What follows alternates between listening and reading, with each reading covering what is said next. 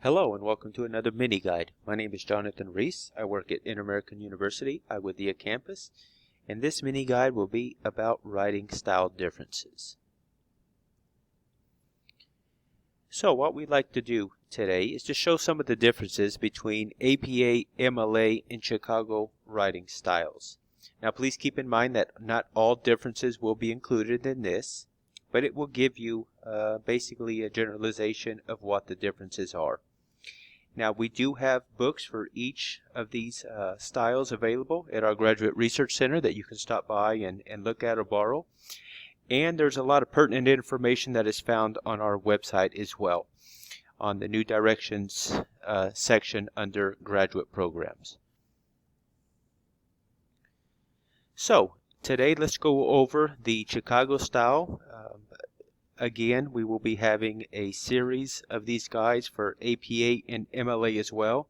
Please keep in mind that for APA writing styles and guides, you have the CAI, at the library, and you can talk to Professor Lizzie Golong, who is the expert in APA.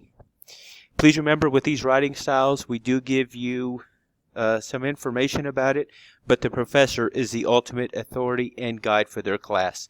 So they may ask for APA style, they may ask for MLA style or Chicago style, but then they may make sort of like a hybrid. So please keep that in mind, okay? This is just a generalization for you to get on the right track. So today we're going to be discussing the Chicago manual style, as I have stated. Now this is going to be the least of the three used in Puerto Rico. Now this style is usually used in areas of religion, history, and arts. So, title page. A title page for Chicago writing style is not required. Most of the time though, your professors will want a title page. So if you do want to include a title page, and if your professor asks you for a title page, then please follow the next two slides. So the margins should be 1 inch, top, bottom, left, and right. There is no page number when using Chicago on your title page, so please keep that in mind.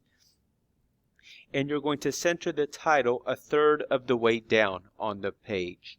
And the font should be easy to read. This is usually a size 12, but again, it can be almost anything you wish to use. So the title should be bold. The title can be larger than the body text, as there's no rule for this, as you can see. Again, the title page, on it, the title should actually be 1/3 of the way down. So after you put it 1/3 of the way down, you're going to hit enter 7 to 8 times below that title, and there you're going to include your name, the course and the title, and the due date of that paper. So again, as you can see here, you have the title of the essay.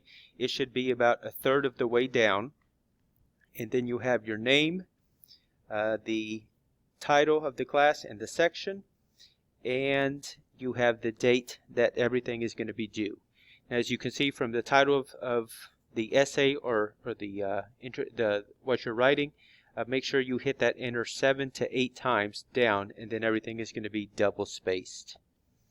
So again, you have your name, course and title, and the due date, as you can see right here.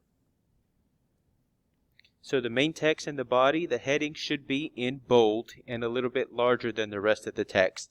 Now, I always recommend Times New Roman font 12. So if you're using a font 12, then you can go ahead and you can use a size 14 or 16 font.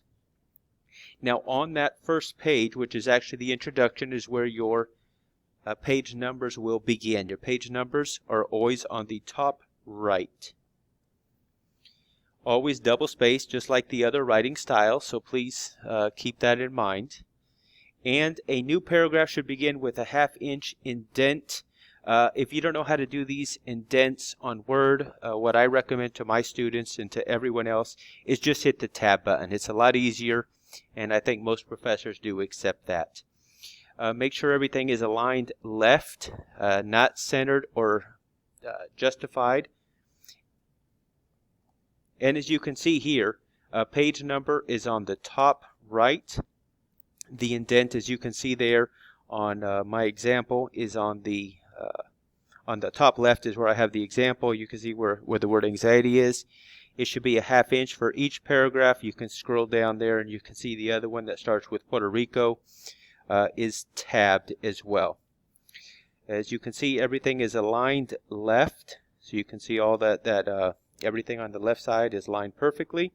Everything should be double spaced. And on the bottom where you see my little arrows there should be 1-inch margins on the top, bottom, left, and right.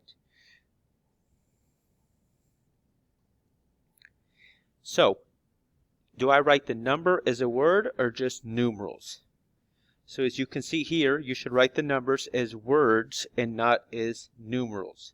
So 100 yards is a long way to throw a ball, and you can see that is incorrect. So you would actually need to write down, or you would actually need to write the entire number. So it'd be 100 yards is a long way to throw a ball.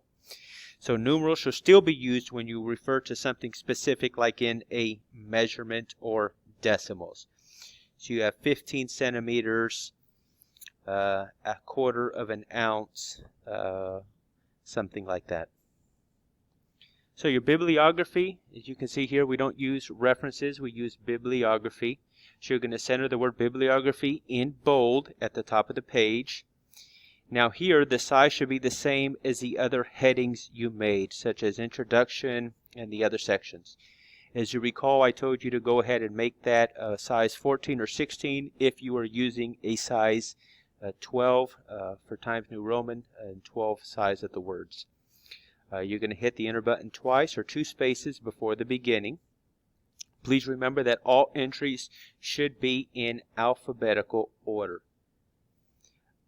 These entries will be single spaced, okay, and you will allow 1 blank space between each entry. And you're going to use that 0.5 negative indent for each entry. And this is where, just like APA, you have all those indents except for that very first line.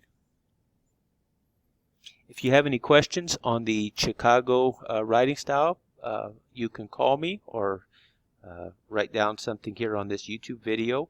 My phone number is 787-891-0925. Thank you.